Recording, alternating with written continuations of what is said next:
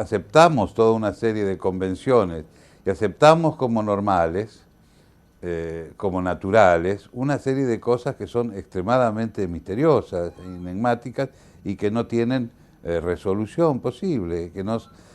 Por ejemplo, todos los objetos, todo lo que está aquí en esta habitación, no solamente las personas, sino también los objetos, si empezamos a indagar su naturaleza, resultan misteriosos y se hunden sus raíces en una oscuridad impenetrable. Tomamos un vaso de agua, por ejemplo, ¿no? Bueno, supongamos que hay un vaso de agua de plástico. El plástico, bueno, sabemos que es un producto fabricado, podemos seguir un poco, ¿no? Pero si después pasamos al agua, y el plástico también, naturalmente, porque en el plástico entran también sustancias, ¿no? Cuyo origen desconocemos, el origen de la materia. El agua es un elemento lleno de elementos, a su vez, de microelementos orgánicos, y esos elementos orgánicos son la fuente de la vida, pero hasta ahí para nuestro análisis. Solo hay hipótesis, bueno, descubrimientos, hipótesis disfrazadas de descubrimientos.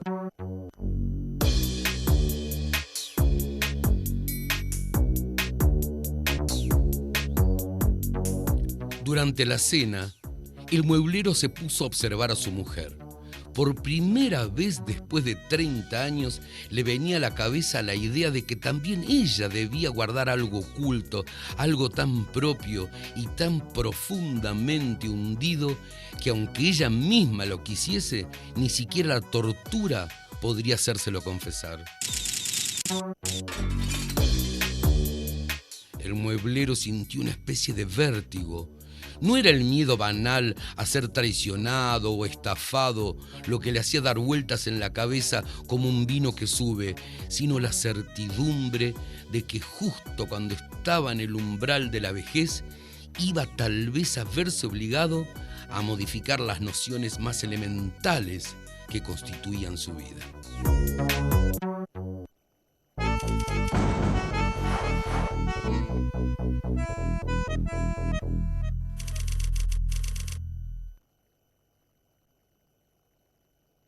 Esa aventura de Proust, ¿no? Esa de querer recuperar su pasado,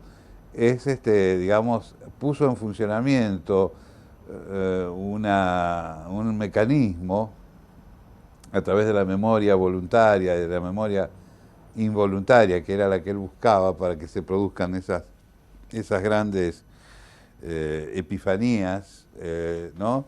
Que hay en ese libro inmenso.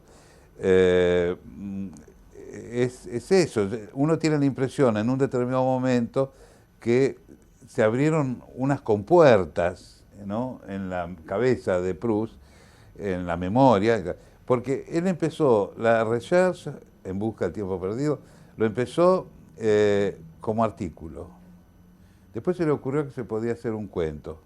Después pensó hacer una novela corta y lo iba haciendo. Y después terminó, y después es una novela que no acaba nunca. Se siguió escribiendo sola después de la muerte del autor, porque es una especie de máquina que sigue todo el tiempo en movimiento. Bueno, y entonces escribía con una especie de furia Proust, que era un hombre enfermo, que era un hombre que había tenido una vida muy mundana, hasta tal punto que Gide había rechazado la recherche sin leerla, porque consideraba que un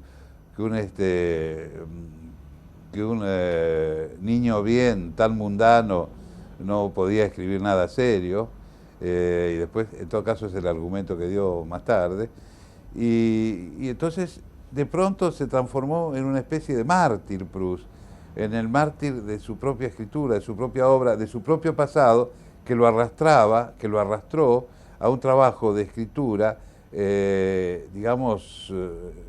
hercúleo, ¿no? Un trabajo de escritura que era, podemos decir que era superior a sus fuerzas y que terminó matándolo, ¿no? Terminó matándolo.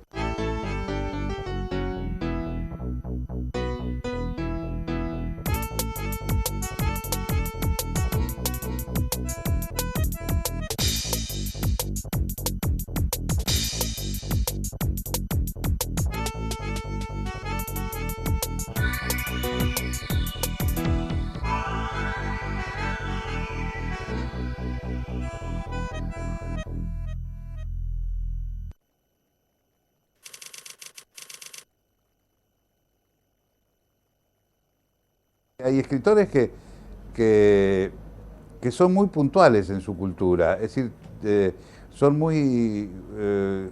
tienen una cultura muy localizada y que les sirve maravillosamente para escribir.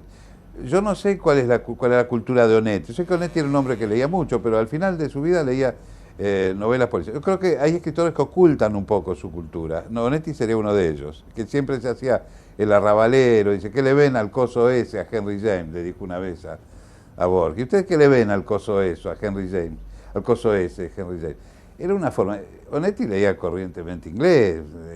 Onetti había traducido del inglés, conocía el inglés, era un idioma que él dominaba y seguramente, y había leído probablemente a James en inglés, pero como estaba con Borges y Rodríguez Monegal, bueno, entonces quería hacer ese tipo de provocación. De una manera, a lo mejor a él no le gustaba demasiado, le gustaban demasiado ciertas novelas de Henry James, pero hay algo que es evidentemente claro en su obra, en sus primeros libros, particularmente La vida breve, es que él reflexionó mucho sobre la cuestión del punto de vista en sus libros.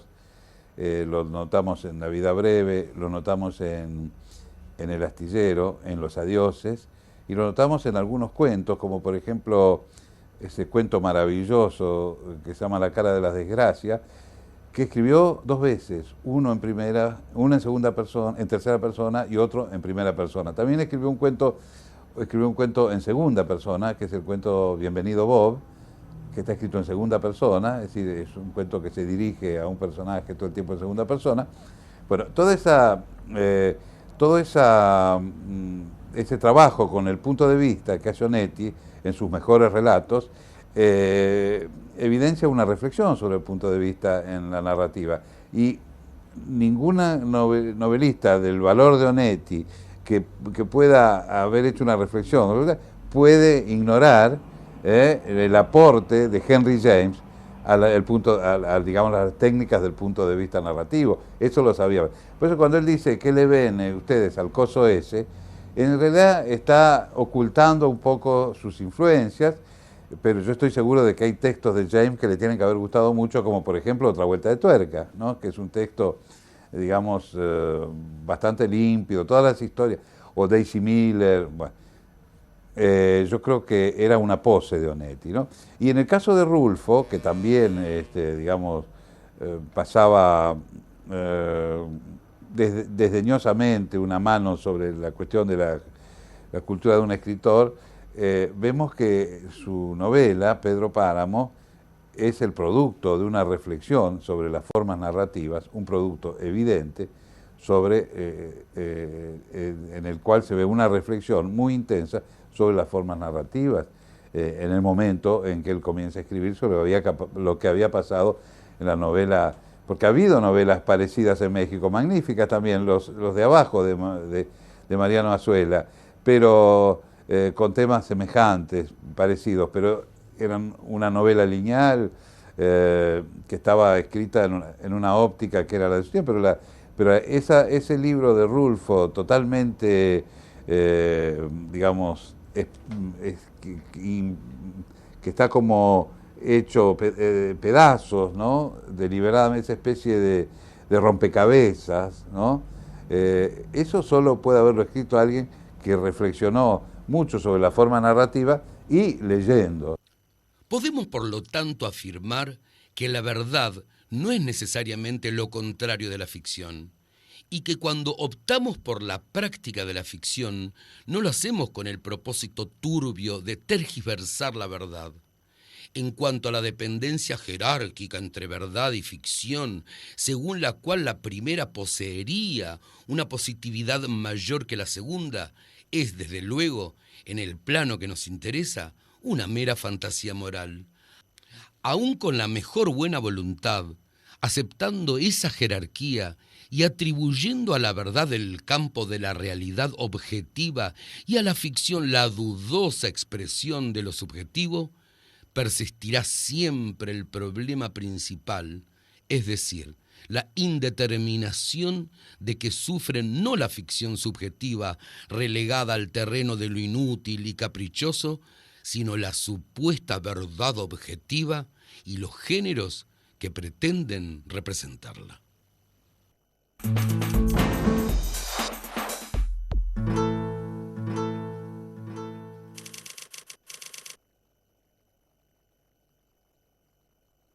Muy pocos autores siguen haciendo cuando escriben en los diarios, siguen prolongando su trabajo literario.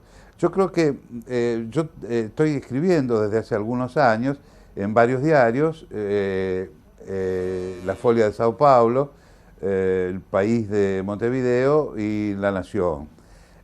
Son diarios que me pidieron colaboración y yo reflexioné bastante sobre lo que tenía que hacer. Bueno, y yo jamás hablo en mis artículos, salvo una o dos veces, y cuando lo hago explico por qué lo hago, jamás hablo en primera persona. Y parecería que la prensa le pide a los autores de hablar en primera persona, de dar opiniones. Es un poco como si fuesen el irresponsable de turno que puede decir lo que quiere. Yo traté de limitar siempre lo que estoy haciendo en la prensa, limitarlo a hacer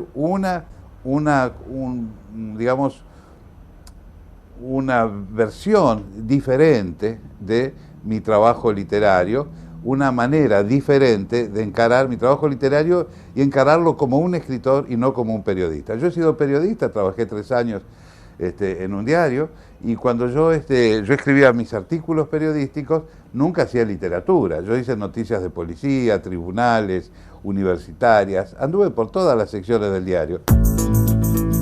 El tiempo de cada uno es un hilo delgado, transparente, como los de coser, al que la mano de Dios le hace un nudo de cuando en cuando y en el que la fluencia parece detenerse nada más que porque la vertiente pierde linealidad. Juan José Saer murió en París el 11 de junio de 2005.